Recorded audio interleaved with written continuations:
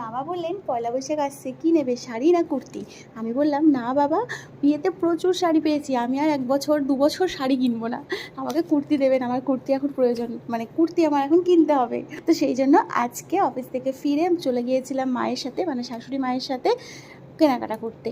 এই যে এই কুর্তিটা আমি নিলাম, বাবা দিয়েছেন এই কুর্তিটা পয়লা বৈশাখ উপলক্ষে। আর দিয়েছেন না, এটার সাথে এই প্যান্ট রয়েছে, কুর্তি সেট। আর নিয়েছি এই একটা ব্লাউজ।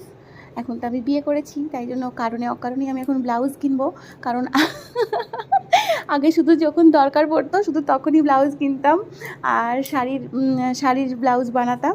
আর এখন আমি যখন তখন ব্লাউজ কিনে ফেলবো, যাই হোক। আর এই যে এই একটা ব্লাউজ, মানে শাশুড়ি মা ব্লাউজ নিলে আমাকে বললেন যে তুমি নাও কোনটা নেবে, দিয়ে আমার এই দুটো পছন্দ হলো, তাই আমি এই দুটো ব্লাউজ নিয়েছি। মানে ওই ব্ল্যাক অ্যান্ড হোয়াইট আমার পছন্দ, তো এটাও হোয়াইটের মধ্যে।